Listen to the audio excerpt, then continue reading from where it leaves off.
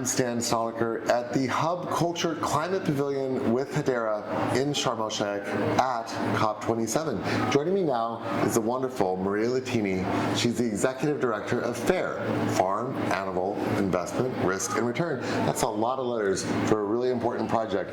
They've moved over $69 trillion of investment capital around animal welfare standards and more.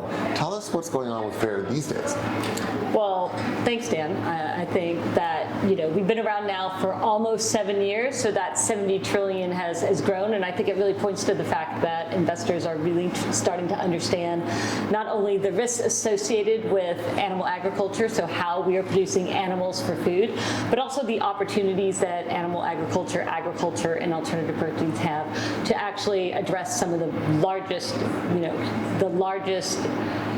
global crises that we're trying to deal with today, like biodiversity, climate, global food insecurity.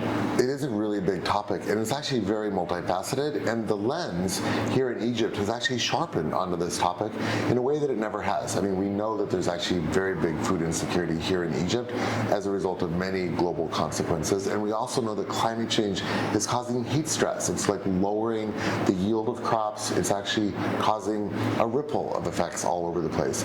But in the context of all this is effectively animal welfare and the need to feed more people. What's FAIRR doing to address these different issues in terms of its work with the industry? So our main audience, our industry, is institutional investors, right, and companies that are existing in this space. And so straight to your point, food insecurity, climate crises, I mean, if you look at what happened in Pakistan, floods, if you look at what happened in Canada, flooding, if you look at what's happening in the U.S. and in Brazil, droughts worldwide, I mean, just this year alone in the U.S., they've had over 15 climate crisis events, each of which came at a cost of $1 billion. So when you think of that from a developed market perspective, that is, within the core crops that go into feeding animals. A drought or heat stress affects the productivity. As you mentioned, it means farmers have to cull herds and flocks. Right. Or in many cases, it really reduces the productivity of dairy cows, so they don't have milk to go to the market. If you think about food insecurity and who's actually are the core countries that are producing our animal feed, we saw what happened with Ukraine.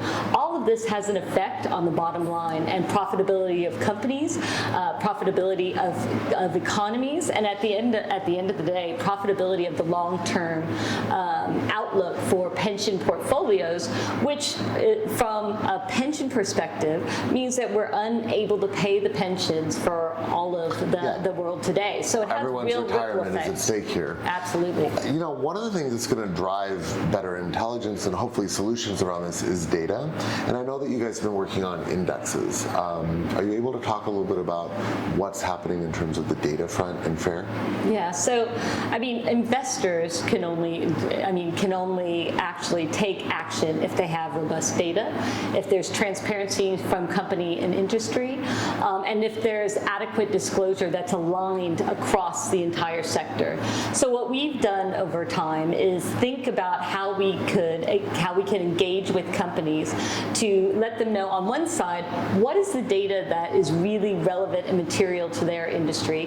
What do investors need in order to make better decisions, both around risk, but also about opportunity in the food sector? Do you have a specific example of what that looks like?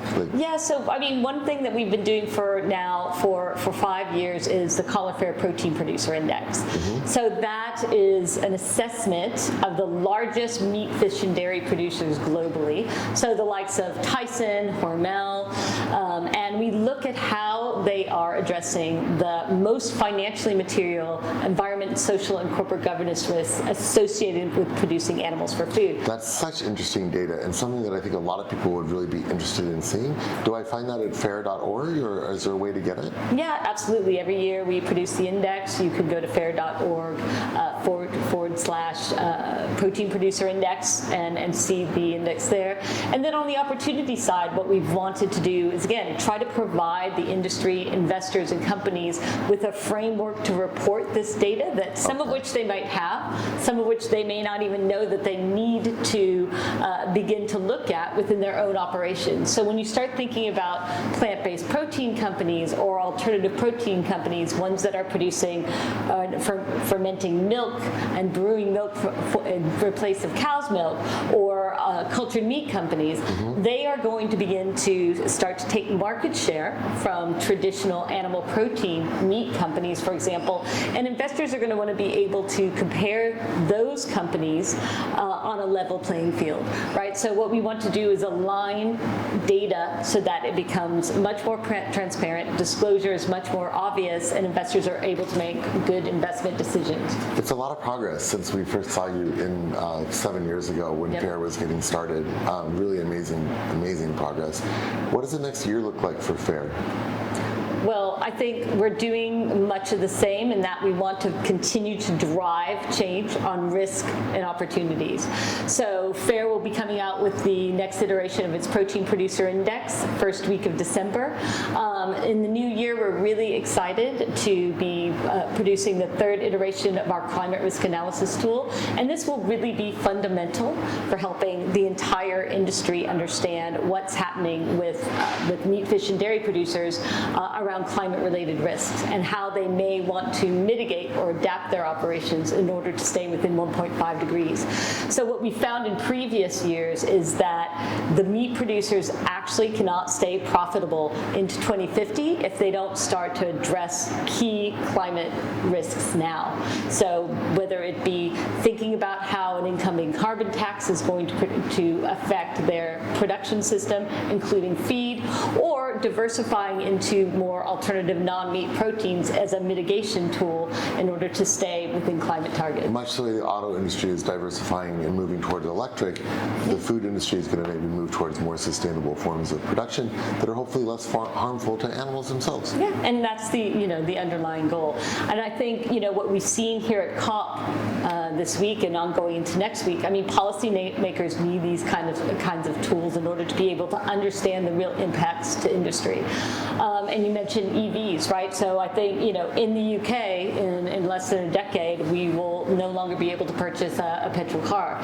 We may have similar legislation that actually begins to move the needle in the food system, right? And I would suspect as the understanding of the real fundamental risks of different sectors come to the fore, policymakers are going to have to make some tough decisions. And one of those might mean actually, putting in place, whether it be legislation, regulation, that actually means the cost of our meat, fish, and dairy is more at a true value, and it'll end up being repriced. Well, I mean, but maybe in a good world, the new technologies that you guys are involved in are actually going to help to bring that pricing into something that is actually sustainable for food security, because the input cost of these technologies for lab-grown meat or cellular meat or at least alternative proteins actually reach parity or even go below the cost of raising and killing an animal. Yeah, and that's actually a really exciting point. I mean, personally, I thought that we wouldn't actually be able to get to price parity,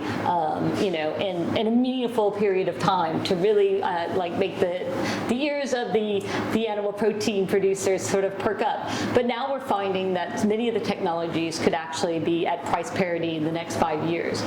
And particularly with commodity prices as they've been, we've seen some products actually be cheaper than some of the regular meat products that you have on your retailer shelf. So I think it's a really exciting time. I mean, the alternative protein community is actually responding to some of the big global insecurity, challenges that we're actually facing, and it's actually, I think, just going to accelerate the sector even further. Thank you, Maria. It's so wonderful to have you back in the hub here in Sharm el-Sheikh. For all of you watching, check out FAIRR.org to find out more about these animal protein standards and all the other great work that they're doing. You can also find more conversations from here at COP27 online at the hub for Sharm el-Sheikh, on YouTube, of course, Instagram. And if you have a listening ear, check out the Hub Culture Chronicles wherever you get your podcasts.